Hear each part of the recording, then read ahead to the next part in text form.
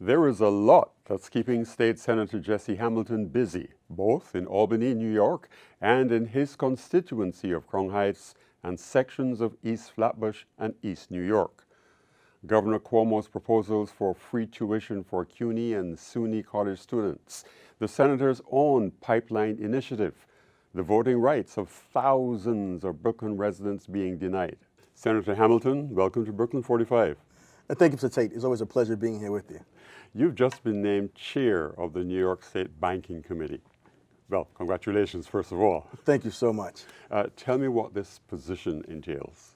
Well, the banking chairman for New York State Senate is a very prestigious position. New York, if it was a country, would be ranked like 10th in the world, New York State. And a lot of banking services and financial literacy are not being offered in our communities. One section in Brownsville, we have 60,000 people living there and only one bank. And we have a lot of check cash in places.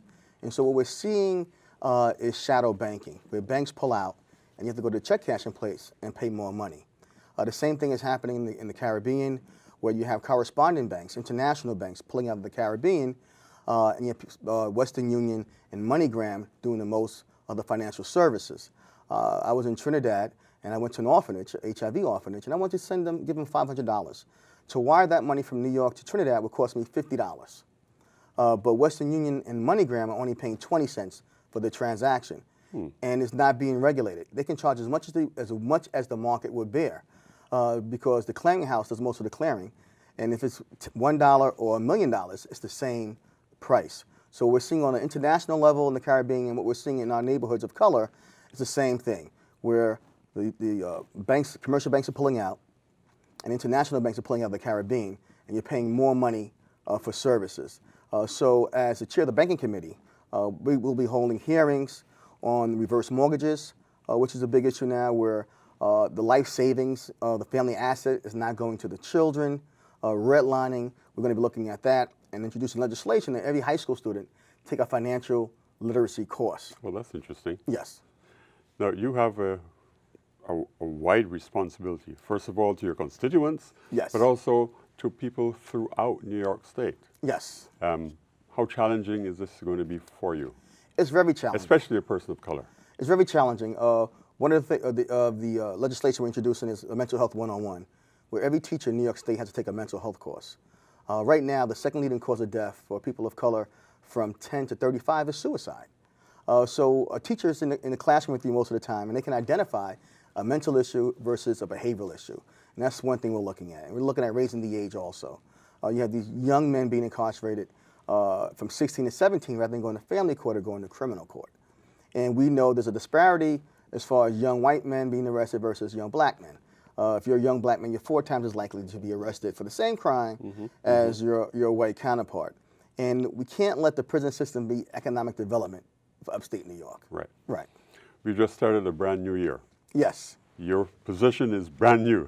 Yes. Governor Cuomo has been traversing New York State. Correct. And one of the things that's very interesting and very important for persons in education like myself, right, is his proposal to offer free tuition, correct, to students who are CUNY and the SUNY. Correct. Tell us a bit more about this, because a lot of my students have been asking about it. Right. It's a great idea.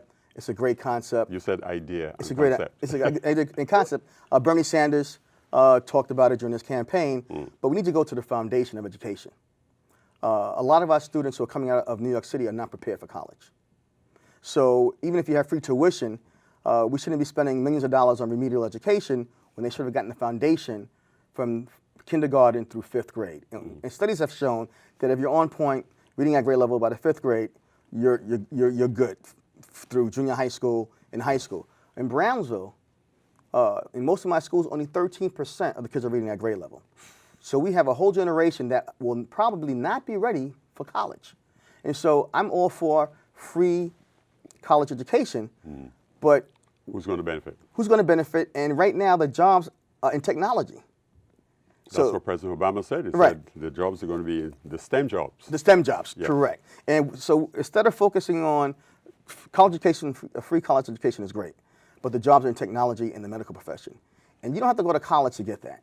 You can be introduced to that in high school. And so, like in my district, I have 4 hospitals.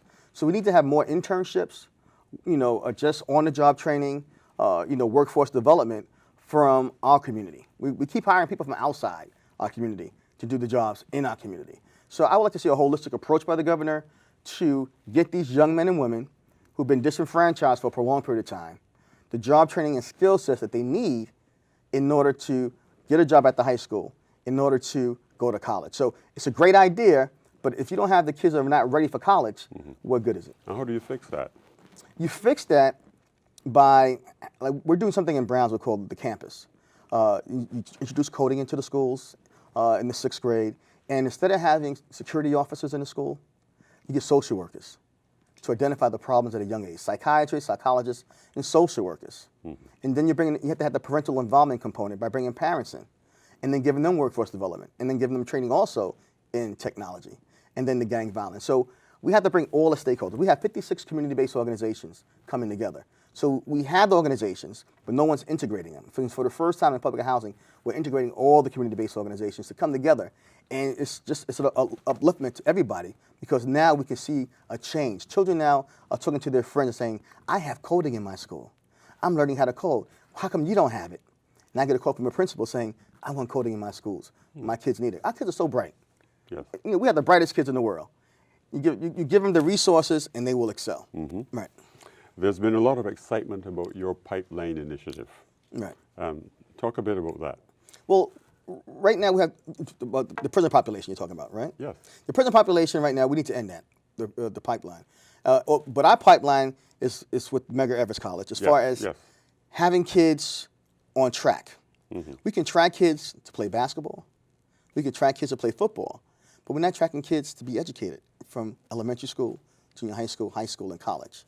And that's what we're doing with Medgar Evers College, is showing that to track the kids and those who are not doing well, pull them out, give them the help that they need, and push them back in.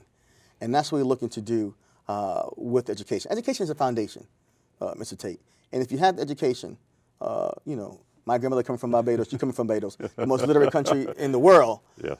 If you have a foundation in education, you don't have to worry about a person being on drugs, committing crimes. You have a person that's going to be productive in our society. So, Senator, we have 2 pipeline initiatives. Correct. That was the educational pipeline initiative, that relationship that you've established with Medgar Evers College. Yes. You also have a prison pipeline program. Right. We have $1 million blocks in certain neighborhoods like Brownsville, where we're spending millions of dollars on incarcerating young men, inadequate education, correction officers, police officers, social workers. And so we're spending millions of dollars in certain neighborhoods, and we're not getting any clear results that benefit the quality of life in those communities. So we all know that if you're not reading at grade level by the 3rd grade, you have a high probability of not graduating from high school. And since we know that, and the statistics speak for themselves, we should be making sure that every child is reading by the 3rd grade. And we have to put more resources at the early age. So therefore, we're not spending $100,000 a year to incarcerate a young man and woman. And when they come out, they don't have any skill sets in order to be a viable person to get a job in New York City or New York State. In Albany, Yes. Do the Democrats have the type of control that you would love the Democrats to have? Well, the Democrats had the numerical majority with 32 Democrats. But Simcha Felder from Borough Park was elected as a Democrat, but he told everybody he would sit with the Republicans. So right now, Simcha Felder sitting with one vote gives the Republicans the majority. At this point in time. And so because of Simcha Felder, we don't have the majority, the Democrats in the New York State Senate. Is that fixable? Well, the district was created specifically for that segment of Brooklyn, for the Orthodox community. Yes. And so as I like Simcha, I talk to him all the time. He goes, my constituents are comfortable with the way who I align myself with and who I vote for. And some of his concerns are vouchers. He's not for abortions. And some of his issues are aligned with Republican issues. You said some of your constituents constituents, or I guess most of your constituents, are comfortable with who you've aligned yourself with. People have been asking questions about is it a switch from the Democrat to independent? No, I'm the same person doing the same thing, but just with more resources at this point in time. So, I've known Jeff Klein prior to being a senator, and he's a good friend of mine. And so even before I joined the Independent Democratic Conference, my office still does 11 events per month. We handle 650 constituent services per year, a lot of that being with housing. In my office, I have Brooklyn Housing and Legal Services. I have other organizations coming in to do SCREE and SNAP applications. So, and also I do 25,000 mailers a month, Mr. Tate, to 5 different sections. So I have 5 newspapers that go out every month that has a constituent of the month and a small business owner. So, and our social media is second to none. So no one is complaining because we deliver in my office, and we will continue to do more. So when you look at Jesse Hamilton, I'm the same person with the same values. I'm still a Democrat, but now we're just going to be doing more. And at the end of the day, we have to realize, no matter who's in power, we have to keep getting resources. Donald Trump is going to be the president for 4 years. The New York State Senate, is Republican. We do have the Assembly is Democrat. But we have a national agenda that's being pushed by the Congress, which is the Senate. The U.S. Congress is ruled by the Republicans. And so is the U.S. Senate is run by Republicans. And we have a Republican president. People have been referring to this new world as a brave new Republican world. It's a brave new Republican world, and we have to be able to go to both sides of the aisle to get resources, because we're hurting in New York City. The highest homeless rate ever. And if you look around, as I come into this building, there's more construction in downtown Brooklyn than ever before. And people are saying, how can we have all this construction and have the highest homeless rate? And that's why we're fighting for the Armory in Crown Heights. When I spoke to the mayor's office, I said, where are the financials? You showed me a glossy book about the project, but where are the financials? I'm an appraiser. I have an MBA, and I'm an attorney. If you come to me with a proposal, I have to look at the financials. And they said, well, Senator Hamilton, no one's ever asked us for that before. I'm like, I said, really? So what's happening, they want to build they came into the community and said, look, what do you guys want? Affordable housing? Yes. Do you want a rec center? Yes. But if you pose the question and say, would you want to have affordable housing, but a rec center that's going to affect the amount of affordable housing, they would have said, no, we don't want the rec center. And so we're going to spend $50 million on a rec center and sell condominiums and have more luxury housing. So when the people who do get affordable housing, once it's built, won't be able to afford the rec center. So we call it the Trojan horse. We said partition the rec center and just build affordable housing, which can be built 100% affordable. So BFC and the Economic Development Corporation, even though we asked for it 3 times, has not given us the financials. And that's when we're against it. This is our land. We have the highest homeless rate, and you're telling us we're not going to show the financials on the bid that you accepted? And then the Slate Group, who has done fraudulent deed transfers, was part of the deal, and they left. But who took their place? They haven't given us that information. So a lot of things are happening in our community, but it's not by chance, it's by design. And we've drawn a line in the sand with the Armory. We're telling the mayor we're not satisfied. Myself, Congressman Yvette Clarke, Assemblyman Walter Mosley, and Diane Richardson is saying enough is enough. We can't have public dollars being used to gentrify our neighborhoods. So the Armory, that has stalled? It's not stalled, because they haven't given us the financials, and they're trying to play a wait game. Because the longer they wait, then it can go to the ULIP process.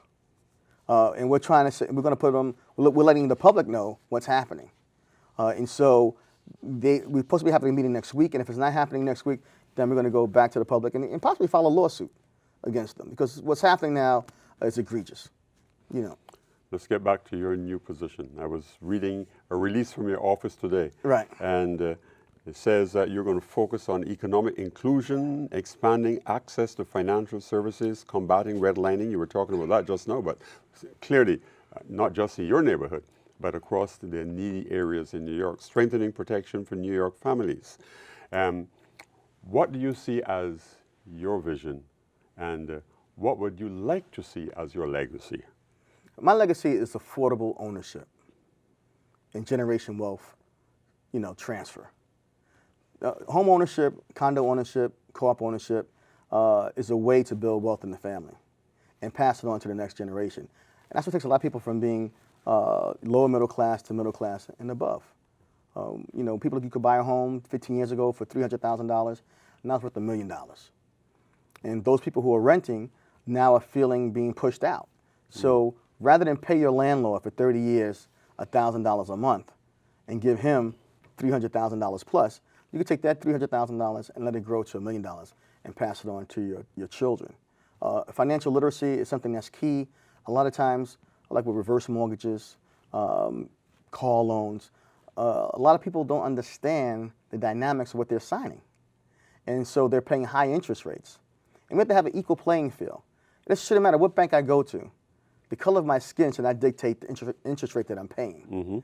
And that's what we're going to be having hearings on, because a lot of times, the same person, the same credit score, same income, the only difference in the interest rates is based on the color of your skin. And that should change. And for the banks who do not come into our neighborhoods, we should have not penalties, but municipal deposits should not be given to them. New York City does not have a bank, but we have a $96 billion budget. So that 96... Explain that. New York City does not have a bank. New York City does not have a bank. There's no bank called New York City Bank. Yeah. So when you pay your taxes and people pay their fees, it goes to a commercial bank. And the commercial bank is making money off of that money. Yes. So we're giving commercial banks $96 billion a year to hold and pay bills, but at the same time, they're not investing in some neighborhoods. Yes. So we should say, look, if you don't do financial literacy, financial services in poor communities, then we're going to give that money to smaller banks who do have a vested interest.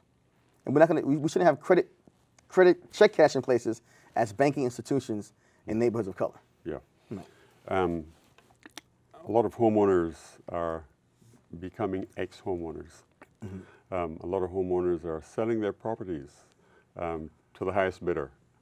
How do we get these homeowners to not get rid of their property, to become remain vested in their communities? What strategies can we implement to ensure that happens? Well, a lot of people are getting older, and you might get telephone calls saying, do you want to sell your house? And we hang up on them.